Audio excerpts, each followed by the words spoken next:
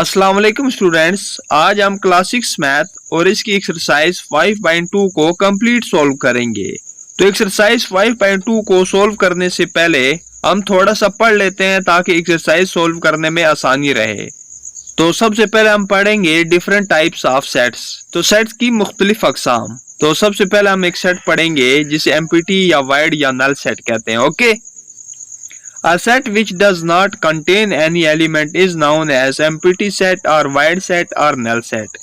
तो एक ऐसा सेट जिसमें कोई भी एलिमेंट मौजूद ना हो तो उसे एम्प्टी सेट या वाइड सेट या नल सेट कहते हैं। और इसको डिनोट कैसे किया जाता है कि आपने ब्रैकेट को डाल देना है और उनको खाली छोड़ देना है। ओके, या फिर खाली सेट को या जो एम्प्टी सेट को हम इस तरह भी शो कर सकते हैं। ओके, और इसको 5 पढ़ते हैं। तो ये दोनों एम्प्टी सेट के सिंबल हैं। For example b is equal to the integers between 5 and 6। तो b सेट में क्या है कि 5 और 6 के दरमियान जो इंटीजर्स हैं, तो 5 और 6 के दरमियान तो कोई इंटीजर नहीं होता, तो इसको हम कैसे डिनोट करेंगे? b is equal to empty set. Okay, तो इसमें कोई भी एलिमेंट नहीं है, या फिर हम इसको इस तरह भी डिनोट कर सकते हैं b इज इक्वल टू 5। अब हम आगे बात कर लेते हैं सिंगलटन सेट की।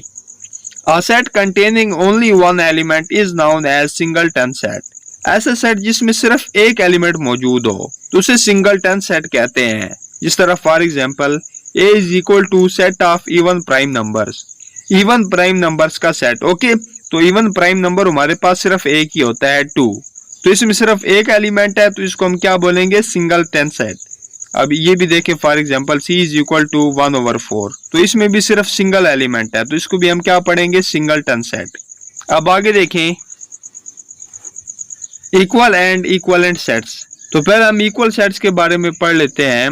Two sets A and B are said to be equal sets if they have the same elements. Every element of set A is an element of set B. Similarly, every element of set B is an element of set A. तो दो sets एक दूसरे के equal sets होंगे जब एक set के element दूसरे सेट में मौजूद हों। जिस तरह फॉर एग्जांपल हमें एक मिसाल दी गई है, a इज इक्वल टू 1 2 3 4 5, और इधर भी देखें b इज इक्वल टू 1 2 3 4 5। तो जो एलिमेंट सेट a में मौजूद हैं वही एलिमेंट सेट b में भी मौजूद हैं, यानी दोनों में सेम एलिमेंट आ रहे हैं। ओके, तो इस तरह के जो सेट होते हैं वो एक दूसरे के इक्वल सेट कहलाते हैं। तो इसको हम कैसे पढ़ेंगे? a is equal to set b। अब हम बात कर लेते हैं इक्वलेंट सेट्स की। Two sets A and B are said to be equivalent sets if they have the same number of elements। कोई भी दो सेट एक दूसरे के इक्विवेलेंट सेट तब होंगे कि नंबर के लिहाज से एक सेट में जितने एलिमेंट मौजूद हैं उतने एलिमेंट सेट B में भी होने चाहिए। ओके, नंबर के लिहाज से, तादाद के लिहाज से, मतलब एलिमेंट का एक दूसरे से सेम होना जरूरी नहीं है, लेकिन तादाद के लिहाज से अगर एक सेट में जितने मतलब एलिमेंट मौजूद हैं उतने सेट बी में भी होने चाहिए। अब ये देखिए फॉर एग्जांपल हमें यहाँ पर एक एग्जांपल दी गई है, a इज इक्वल टू 2 3 4 5, जबकि इधर b सेट दिया गया है b is equal to c d e f। अब एलिमेंट तो सेम नहीं है एक दूसरे के, लेकिन एलिमेंट की जो तादाद है वो सेम है।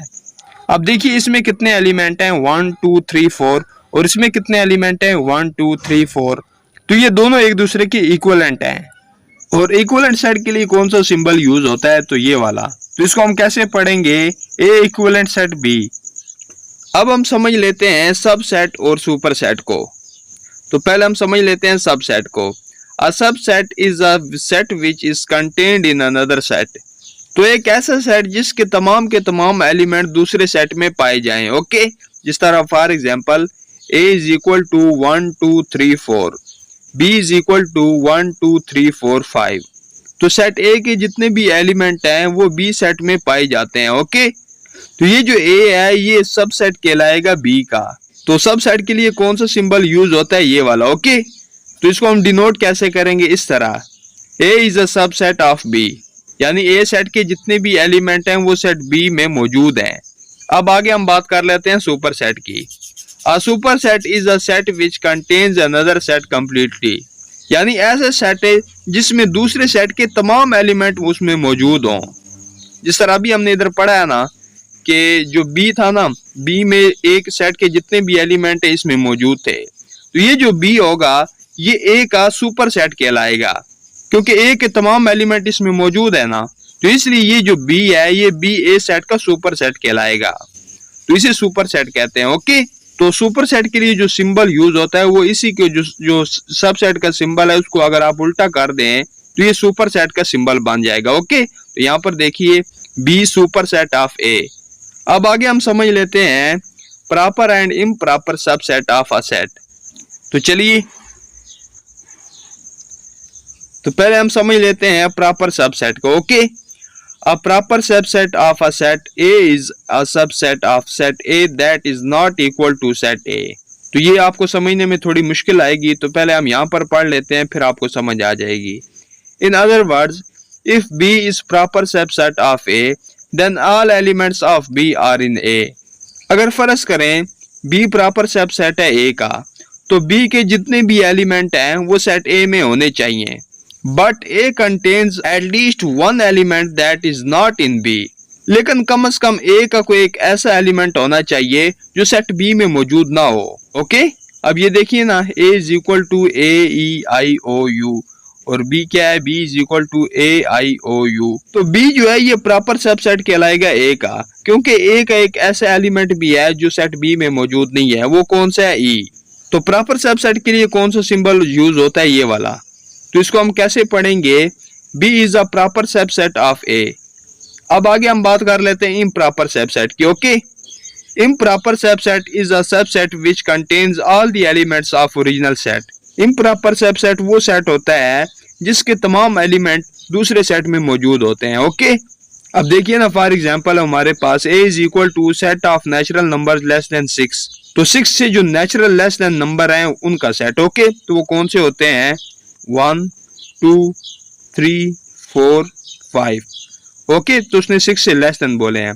अब इधर देखिए B is equal to set of first 5 natural numbers. तो फर्स्ट 5 जो नेचुरल नंबर्स हैं वो उनका सेट, तो वो कौन से होंगे, 1 2 3 4 एंड 5।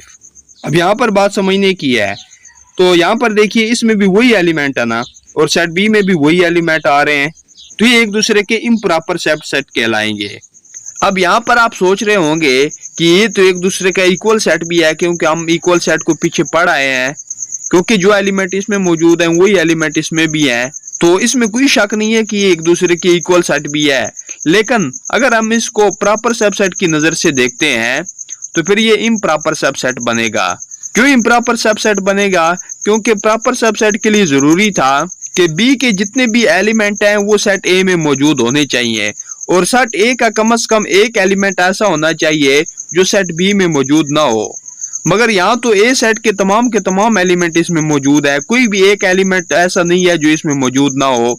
तो इसलिए अगर हम इसको प्रॉपर सबसेट की नजर से देखते हैं तो फिर ये इम्प्रॉपर सबसेट कहलाएगा, किसका, A सेट का। यानी B सेट जो है वो इम्प्रॉपर सबसेट है किसका, A सेट का। तो इसको हम डिनोट कैसे करते हैं, इस तरह। Okay, B is improper subset of A।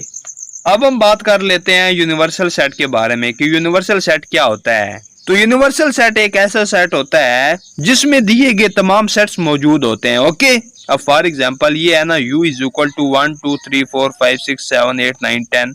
तो ये एक यूनिवर्सल सेट है। यूनिवर्सल सेट क्यों है, क्योंकि इसमें सेट A के जितने भी एलिमेंट हैं इसमें मौजूद हैं, और सेट B के भी जितने एलिमेंट है वो इसमें मौजूद हैं। तो हमें जितने भी यहाँ पर सेट दिए गए होंगे, अगर उनके एलिमेंट्स तमाम के तमाम यूनिवर्सल सेट में मौजूद होंगे तो वो यूनिवर्सल सेट कहलाएगा। अब देखिए ना, A इज इक्वल टू 2 4 6 8, तो 10 भी है, तो ये तमाम के तमाम एलिमेंट इस सेट में मौजूद हैं।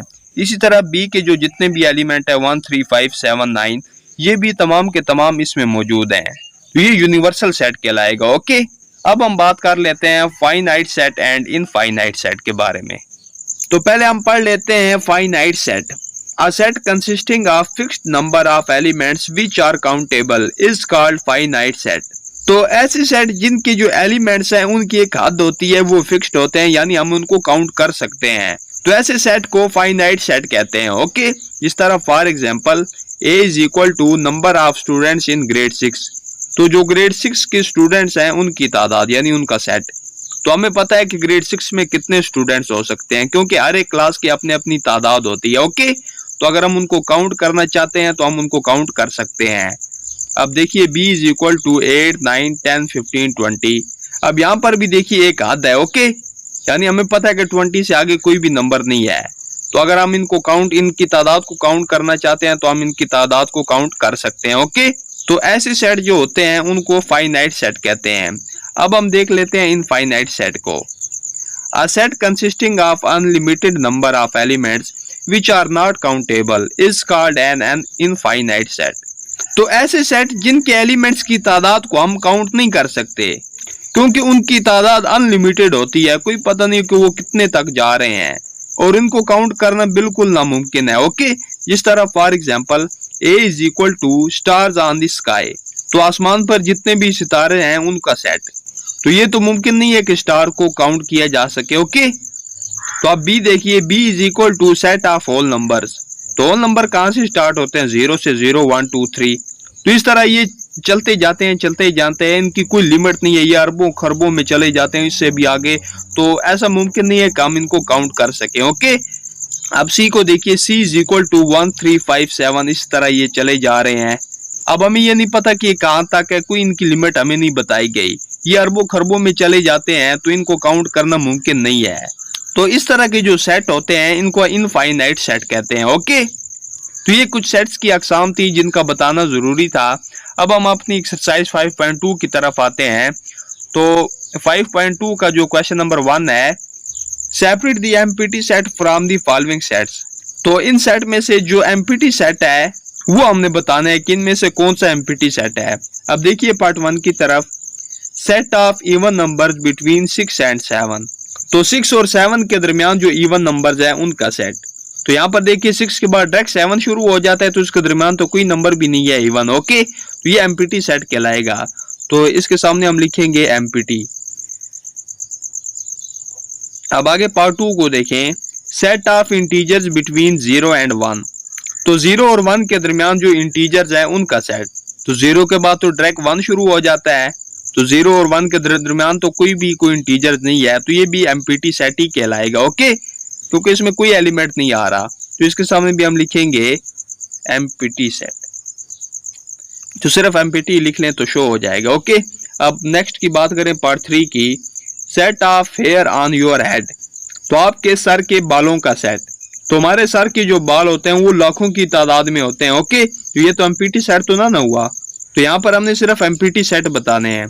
अब पार्ट 4 की बात कर लेते हैं, set of English alphabet between P and Q, तो पी और क्यू के दरमियान इंग्लिश के जो अल्फाबेट है उनका सेट है।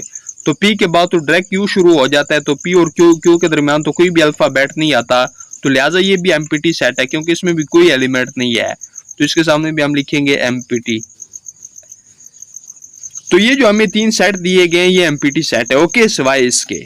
नेक्स्ट हमारे पास क्वेश्चन नंबर 2 है, separate the finite and infinite sets, first one is done for you. तो ये हमें कुछ सेट्स दिए गए हैं, तो इनके बारे में हमने बताना है कि कौन सा फाइनाइट है और कौन सा इनफाइनाइट है। तो पहले के बारे में हमें ऑलरेडी बता दिया गया है कि ये फाइनाइट है। ओके, तो बाकियों को हमने खुद बताना है कि इनमें से कौन सा इनफाइनाइट है और कौन सा फाइनाइट है। ओके, तो चलिए पार्ट 1 की तरफ। तो पार्ट 1 है, set of all multiples of 1 less than 40, तो 40 से लेस देन जितने भी 1 के मल्टीपल्स हैं उनका सेट। तो 1 के मल्टीपल्स कौन से होते हैं, 1 2 3 4 5, इस तरह 40 तक जितने भी हमारे पास नंबर आते हैं वो 1 के मल्टीपल्स हैं। तो उसने 40 से लेस देन बोला है। ओके, तो यानी 39 तक। तो ये तो फाइनाइट हुआ क्योंकि हमें पता है कि एक हद हमें दे दी गई है, एक लिमिट हमें दे दी गई है 39 तक। ओके, तो इसको हम काउंट कर सकते हैं, तो ये फाइनाइट सेट होगा। अब पार्ट 2 की तरफ आए, तो set of all classes in your school, तो आपकी स्कूल में जितनी भी क्लासेस हैं उनका सेट।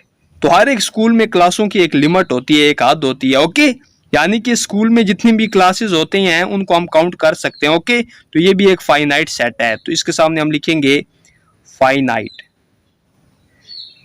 अब पार्ट 3 को देखें, set of all players in Pakistan cricket team, तो पाकिस्तान क्रिकेट टीम में जितने भी प्लेयर्स हैं उनका सेट। तो क्रिकेट टीम में 11 प्लेयर्स होते हैं ना, यानी कि उनकी एक लिमिट होती है, तो हम ये कह सकते हैं कि ये फाइनाइट सेट है। ओके, तो इसके साथ हम लिखेंगे फाइनाइट। अब आगे पार्ट 4 को देखें, सेट ऑफ नेचुरल नंबर्स, तो नेचुरल नंबर्स का सेट।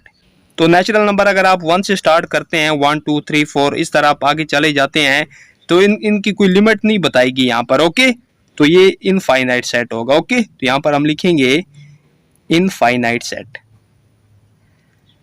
तो सिर्फ इनफाइनाइट ही लिख दें। ओके, अब नेक्स्ट पार्ट 5 को देखें। Set of all girls in this school, तो स्कूल में जितनी भी लड़कियां हैं उनका सेट। तो जाहिर बात है अगर किसी स्कूल में अगर लड़कियों की तादाद फाइंड की जाए तो वो हम फाइंड कर सकते हैं, यानी ये जो लड़कियों की तादाद है ये काउंटेबल है, तो ये भी फाइनाइट सेट है। ओके, तो इसके सामने हम लिखेंगे फाइनाइट। अब पार्ट 6 को देखें। 10, 20, 30 इस तरह ये चला जा रहा है 80 तक, तो ये हमें 10 के मल्टीपल्स दिए गए। ओके, तो 10 1 टाइम 10, 10 2 टाइम 20, 20 3 टाइम 30 इस तरह। ओके, 80 तक जा रहा है ये नंबर, तो इसकी एक लिमिट है 80 तक। ओके, तो यानी ये जो हमें नंबर दिए गए इनको हम काउंट कर सकते हैं, तो इसके सामने हम लिखेंगे फाइनाइट। अब आगे पार्ट 7 को देखें। Set of all government high schools in the Punjab, तो पंजाब में कितने भी गवर्नमेंट के स्कूल्स हैं उनका सेट। तो पंजाब में जितने भी गवर्नमेंट के स्कूल्स हैं वो लिमिटेड हैं, यानी उनको हम काउंट कर सकते हैं। ओके, तो ये जो हमारे पास सेट है ये फाइनाइट है, तो इसके सामने हम लिखेंगे फाइनाइट। अब आगे पार्ट 8 को देखें। सेट ऑफ ओड नंबर्स, तो ओड नंबर कौन से होते हैं? 1 3 5 7 इस तरह ये जो नंबर होते हैं इनको हम ओड नंबर्स कहते हैं। ओके, तो यहाँ पर उनकी कोई लिमिट नहीं बताई गई, तो ये ओड नंबर्स भी अरबों खरबों में चले जाते हैं, इससे भी आगे तो हम उनको काउंट नहीं कर सकते। ओके, तो यहाँ पर उनकी लिमिट हमें नहीं दी गई, यानी उनके रुकने का हमें कोई पता नहीं चल रहा कि ये कहाँ तक जाके रुकेंगे, तो लिहाजा ये इनफाइनाइट सेट होगा, तो इसके सामने हम लिखेंगे इनफाइनाइट। अब आगे पार्ट 9 को देखते हैं कि हमारे पास लास्ट पार्ट है। Set of natural numbers greater than 30, तो 30 से ग्रेटर कितने भी नेचुरल नंबर्स हैं उनका सेट। तो अगर 30 से आप काउंट करना शुरू करें 31, 32, 33, 34, तो इनकी कोई लिमिट हमें नहीं बताएगी, सिर्फ ये कहा गया कि 30 से ग्रेटर, तो अब 30 से ग्रेटर कहाँ तक हमें कोई पता नहीं है, तो ये इनफाइनाइट सेट होगा। ओके, तो यहाँ पर हम लिखेंगे इनफाइनाइट। तो इस तरह हमारा जो क्वेश्चन नंबर 2 है ये कंप्लीट हो चुका है। अब हम बढ़ते हैं क्वेश्चन नंबर 3 की तरफ। तो क्वेश्चन नंबर 3 है which of the following are the singleton sets, तो ये जो हमें सेट्स दिए गए हैं क्या ये सिंगलटन सेट हैं। Also right the cardinal number of each set, और हर एक सेट का हमने कार्डिनल नंबर भी लिखना है। ओके, तो कार्डिनल नंबर क्या होता है, यानी कि किसी सेट में जो एलिमेंट की तादाद होती है ना उसे कार्डिनल नंबर कहते हैं। तो चलिए पार्ट 1 की तरफ। तो पार्ट 1 है a इज इक्वल टू 4 5 7, तो इस a सेट के बारे में हमने बताना है कि क्या ये सिंगलटन सेट है या नहीं। तो सिंगलटन सेट कौन सा होता है जिसमें सिर्फ ओनली 1 एलिमेंट होता है, तो इसमें तो 3 एलिमेंट है, तो ये एक सिंगलटन सेट नहीं है, तो यहाँ पर हम लिखेंगे नॉट सिंगलटन सेट।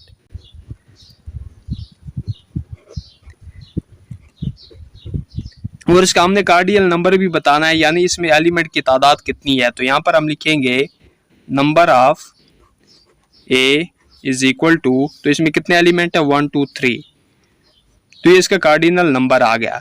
अब आगे पार्ट 2 को देखें। b is equal to Wasim, तो इसमें सिर्फ एक ही एलिमेंट है यानी वसीम, तो ये सिंगलटन सेट है। ओके, तो यहाँ पर हम लिखेंगे singleton,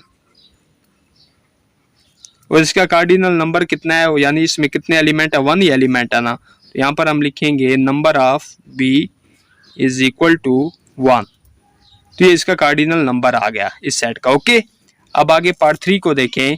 c is equal to a b c d e, तो इसमें एक से ज्यादा एलिमेंट है, तो ये सिंगलटन सेट नहीं है, तो यहाँ पर हम लिखेंगे नॉट सिंगलटन,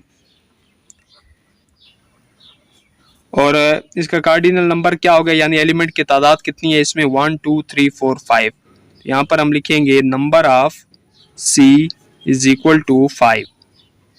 अब आगे पार्ट डी को देखें, सॉरी जो पार्ट 4 है, तो डी सेट है d is equal to set of odd numbers between 8 and 10, तो 8 और 10 के दरमियान कौन सा ओड नंबर है, तो सिर्फ 9 ही है ना, तो ये क्या होगा d इज इक्वल टू 9, तो इसमें सिर्फ एक ही एलिमेंट है, तो ये सिंगलटन सेट होगा। ओके, तो यहाँ पर हम लिखेंगे सिंगलटन सेट।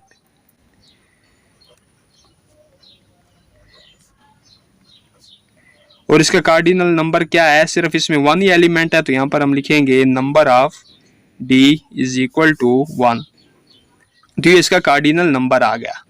अब आगे पार्ट 5 को देखें। e is equal to set of composite number between 0 and 11, तो 0 और 11 के दरमियान जितने भी कंपोजिट नंबर्स हैं उनका सेट। तो कंपोजिट नंबर कौन से होते हैं? जिनके 2 से ज्यादा फैक्टर्स होते हैं। ओके, तो 0 और 11 के दरमियान कौन कौन से कंपोजिट नंबर आएंगे? तो पहले हम इनको यहाँ पर लिख लेते हैं सेट की सूरत में, ताकि हमें पता चल जाए कि इसमें कितने नंबर आएंगे। तो 4 आएगा, 6 आएगा, ओके, 8, 9 और 10। ओके, तो ये 0 और 11 के दरमियान जितने भी कंपोजिट नंबर है उनका सेट आ गया। तो अब मैं इसके बारे में हमने बताना है कि ये सिंगल 10 सेट है या नहीं। तो इसमें 1 से ज्यादा एलिमेंट है ना, तो ये सिंगल 10 सेट नहीं है। तो इसके बारे में हम लिखेंगे नॉट सिंगल 10।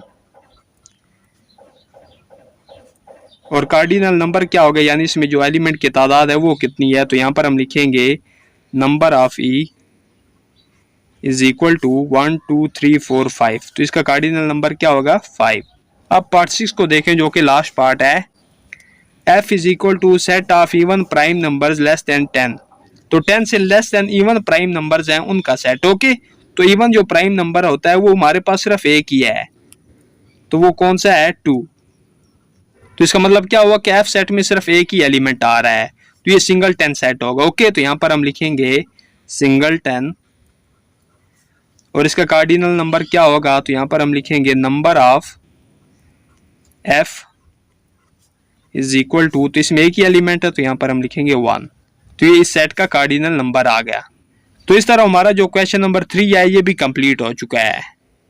नेक्स्ट हमारे पास क्वेश्चन नंबर 4 है।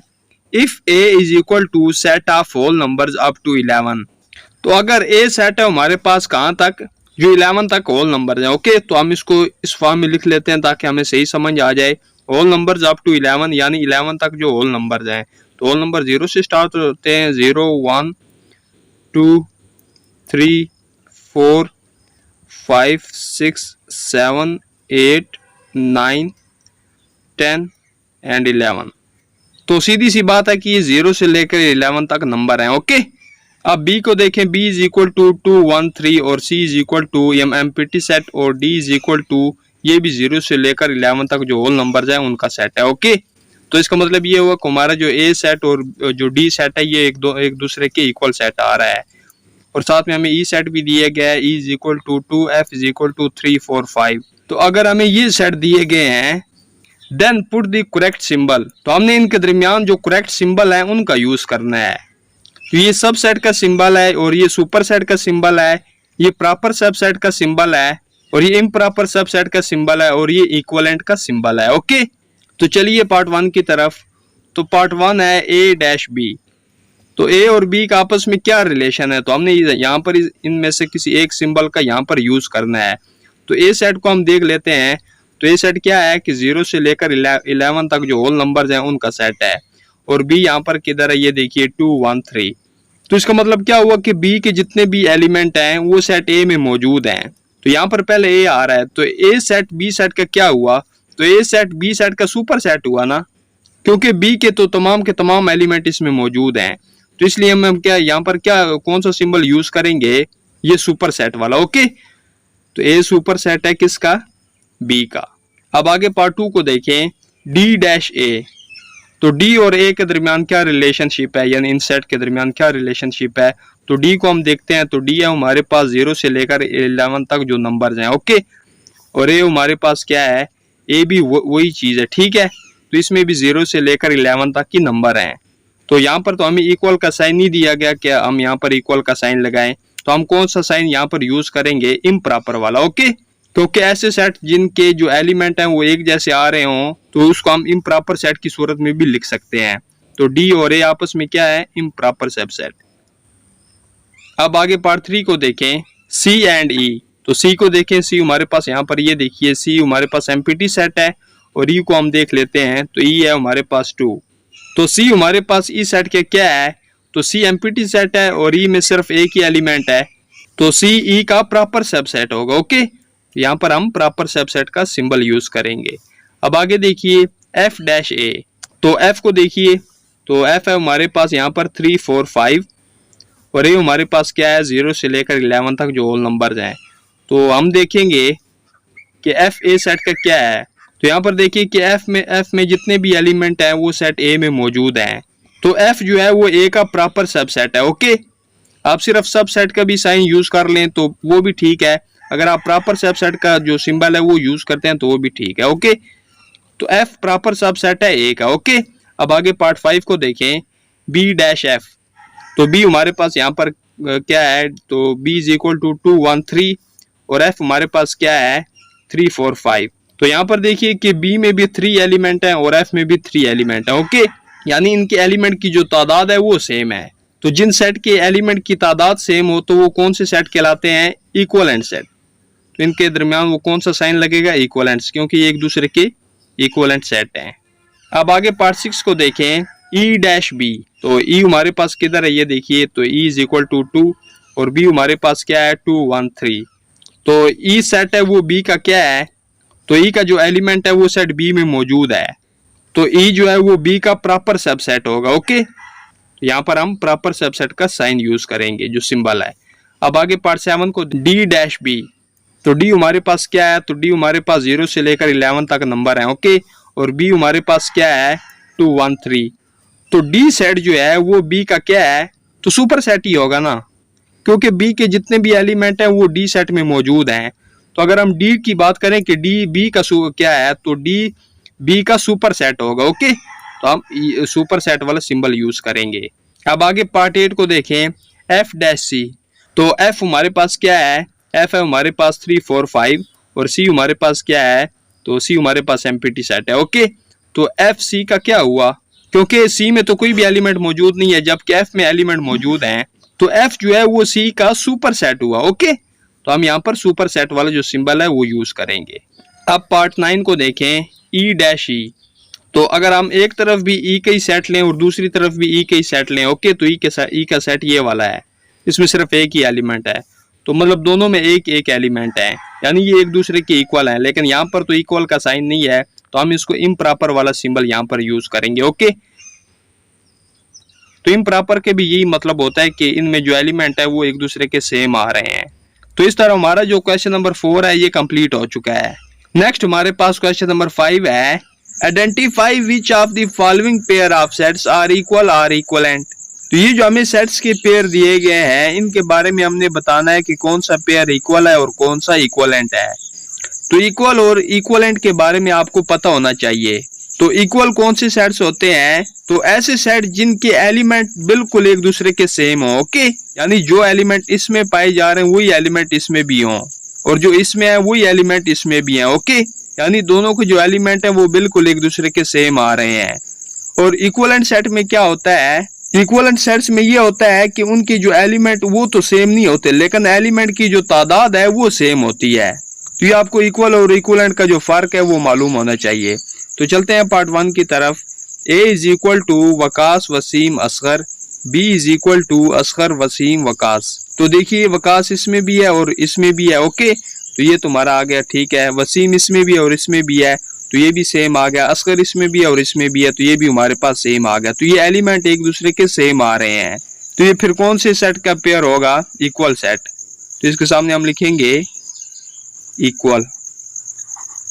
अब आगे पार्ट 2 की तरफ देखें, V is equal to A E I O U, W is equal to U I O E A. अब देखिए V में क्या आ रहा है, A आ रहा है ना इधर, तो इधर भी A है, E इधर भी है और इधर भी है, I इधर भी है और इसमें भी है, O भी है, यहाँ पर भी O है, U इसमें भी है और इसमें भी है। ठीक है, ये एलिमेंट जो है ये इसमें है और ये जो एलिमेंट है ये तमाम के तमाम इसमें भी हैं, तो ये एक दूसरे के इक्वल आ रहा है। तो इसके सामने हम लिखेंगे इक्वल।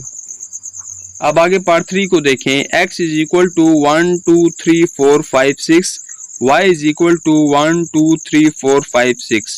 तो इसमें भी 1 से लेकर 6 तक हमारे पास नंबर आ रहे हैं और इसमें भी 1 से लेकर 6 तक ही नंबर आ रहे हैं। ओके, तो ये एक दूसरे के सेम है, तो ये इक्वल होगा। तो इसके सामने हम लिखेंगे इक्वल। अब आगे पार्ट 4 को देखें, p is equal to P Q R S T और q is equal to P Q R S T. तो यहाँ पर देखिए पी क्यू इसमें भी है और इसमें भी है, आर एस यहाँ पर भी है और इधर भी है, टी इधर भी है और इसमें भी है, तो ये भी एक दूसरे के बिल्कुल सेम आ रहा है। ओके, तो इसके सामने हम क्या लिखेंगे, इक्वल। तो ये भी इक्वल सेट्स हैं। ओके, तो आगे पार्ट 5 को देखें, D is equal to set of vowels. तो वावल कौन से होते हैं, जो हमारे ये वाले नहीं थे जो अभी हमने ऊपर पढ़े ए ई आई ओ यू, इनको वावल कहते हैं। ओके, तो हम यहाँ पर लिख लेते हैं अपनी आसानी के लिए ए ई आई ओ यू और E is equal to A B C D E.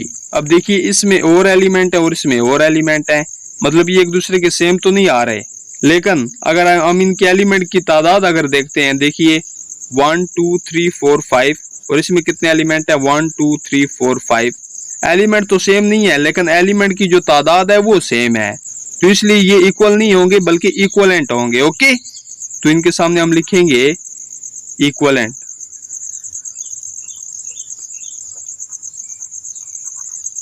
अब आगे पार्ट 6 को देखें। L is equal to set of even numbers between 5 and 8। तो 5 और 8 के दरमियान जो इवन नंबर्स हैं उनका सेट। ओके, तो वो हमारे पास कौन सा होगा, 5 और 8 के दरमियान सिर्फ इवन नंबर हमने लिखना है, तो वो है 6 है, क्योंकि 7 तो इवन नंबर नहीं होता। ओके, तो ये सिर्फ 6 ही आ जाएगा, क्योंकि 5 और 8 के दरमियान सिर्फ एक ही इवन नंबर आ रहा है 6। और M is equal to set of whole numbers between 4 and 6। तो 4 और 6 के दरमियान जो होल नंबर्स है उनका सेट, तो 4 और 6 के दरमियान सिर्फ 5 ही आता है। अब देखिए ये हमारे पास दो सेट हैं। ओके, अब देखिए इसमें और एलिमेंट और इसमें और एलिमेंट है, मतलब ये जो एलिमेंट है ये एक सेम नहीं आ रहे, लेकिन यहाँ पर भी 1 एलिमेंट है और इसमें भी 1 एलिमेंट है, लेकिन जो एलिमेंट की तादाद है वो सेम आ रही है। ओके, तो ये इक्वलेंट कहलाएगा। ओके, तो इसके सामने हम लिखेंगे इक्वलेंट। अब पार्ट 7 को देखते हैं, जो कि लास्ट पार्ट है। N is equal to hockey football cricket, O is equal to cricket hockey football. अब देख लेते हैं कि एलिमेंट एक दूसरे के सेम आ रहे हैं, तो हॉकी इसमें भी है और इसमें भी है, फुटबॉल इधर भी है और इसमें भी है, क्रिकेट इसमें भी है और इसमें भी है। ठीक है, तो ये एलिमेंट सेम आ रहे हैं, तो इसके सामने हम लिखेंगे इक्वल। तो इस तरह हमारा जो क्वेश्चन नंबर 5 है ये कंप्लीट हो चुका है। नेक्स्ट हमारे पास क्वेश्चन नंबर 6 है।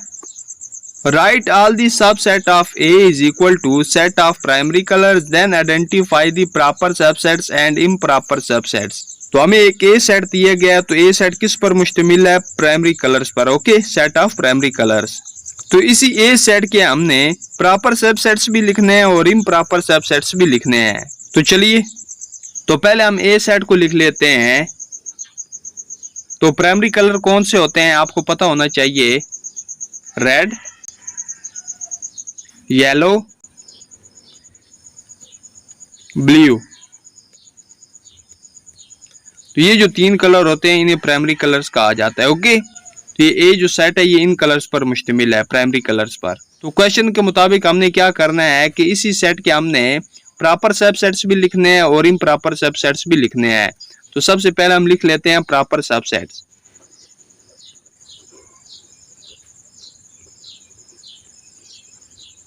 तो पहले हम सिंगल सिंगल करके लिख लेते हैं। तो एक सेट बनेगा रेड और दूसरा सेट हम बना लेते हैं येलो का और तीसरा सेट हम बना लेते हैं ब्लू का। अब हम डबल डबल करके बना लेते हैं। तो एक सेट बन जाएगा रेड और येलो का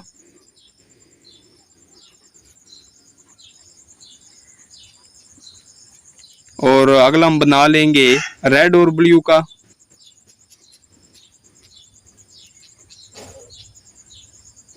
और अगला हम बना लेंगे किसका, येलो और ब्लू का।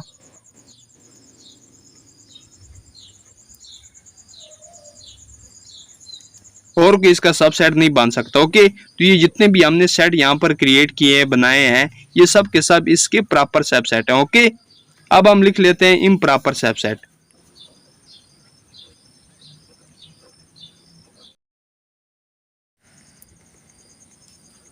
तो इम्प्रॉपर सबसेट कौन सा होता है आपको पता है कि वही एलिमेंट जो इसमें मौजूद हो वही एलिमेंट इसमें भी होने चाहिए। ओके, यानी सेम एलिमेंट जो होते हैं उन्हें इम्प्रॉपर सबसेट कहते हैं।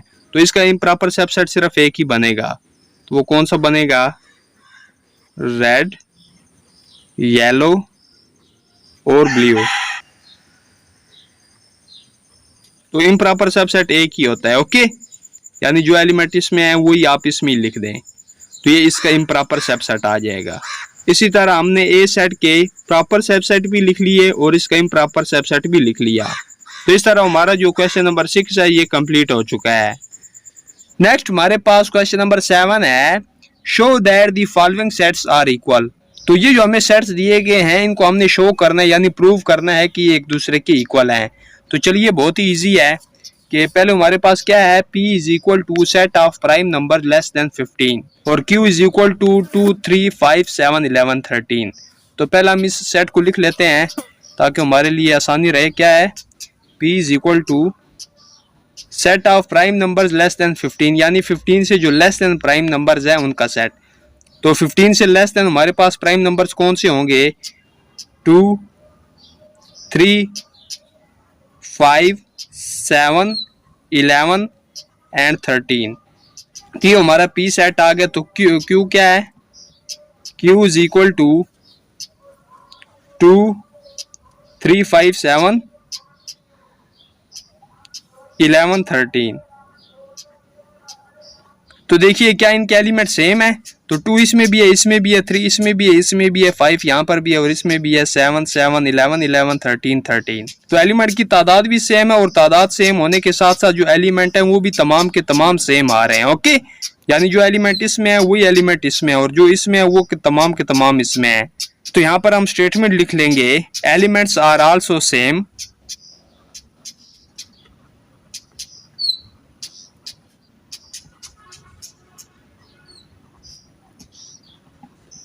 सो P इक्वल है Q के।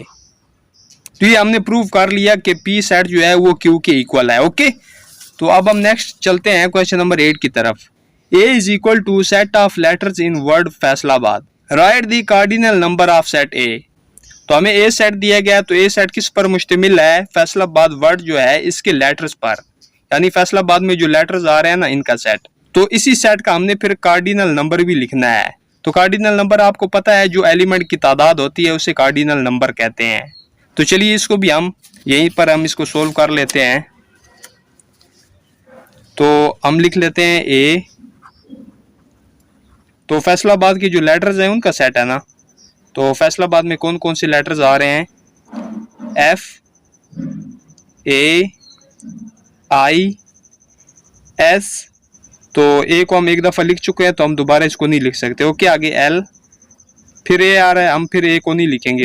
एक मरतबा हमने A को लिख लिया तो फिर हम A को नहीं लिख सकते। आगे B, फिर D। अब A सेट का हमने क्या करना है, हमने A सेट का कार्डिनल नंबर लिखना है। तो यहाँ पर देखिए हमारे पास एलिमेंट की क्या तादाद आ रही है, 1, 2, 3, 4, 5, 6, 7। तो यहाँ पर हम लिखेंगे नंबर ऑफ A, यानी A सेट में जो एलिमेंट की तादाद है। तो हमने एलिमेंट को काउंट किया तो कितने आए, 7।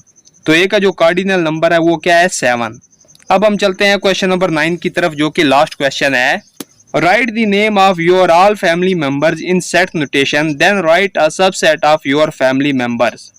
तो आपकी फैमिली में जितने भी मेंबर्स हैं उनका आपने एक सेट लिखना है और फिर उसी सेट का आपने एक सबसेट भी लिखना है। तो चलिए तो फर्ज कर ले या मतलब हम लिख लेते हैं लेट। तो आपके फैमिली के जितने भी मेंबर्स हैं आप उनका एक सेट यहाँ पर क्रिएट कर लें। तो उसको हम नाम दे देते हैं M।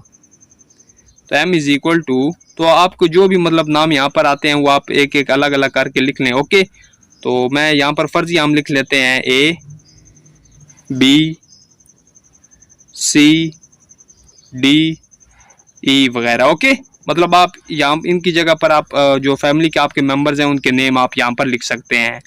तो ये जस्ट आपको समझाने के लिए मैं ABC वगैरह लिख रहा हूँ। ओके, अच्छा, तो ये फैमिली के जो मेंबर हैं उनका सेट आ गया। अब इसी सेट का हमने सब सेट लिखना है। ओके, तो उसको हम नाम दे देते हैं N। जो इसका सब सेट है हमने एक लिखना है, सिर्फ एक ही सब सेट लिखना है, ज़्यादा नहीं लिखने। तो सब सेट में आप कोई भी यहाँ से 1, 2 उठा लें, कोई भी 3 उठा लें, ठीक है। लेकिन ये तमाम नहीं उठाने, कोई इनमें से 1, 2, 3 जो नाम है वो आप ले लें। इस तरह हम ले लेते हैं A, B, C। तो हमारे पास इस सेट का सब सेट आ गया। ओके, तो इसी तरह हमारा क्वेश्चन नंबर 9 जो है ये भी कंप्लीट हो चुका है और इसी के साथ हमारी एक्सरसाइज 5.2 भी कंप्लीट हो चुकी है। अगर आपको इसमें कोई भी डाउट है किसी किस्म का तो आप मुझे कमेंट करके पूछ सकते हैं। तो वीडियो पसंद आने पर इसको लाइक करें और अपने दोस्तों में शेयर कर दें। अल्लाह हाफिज।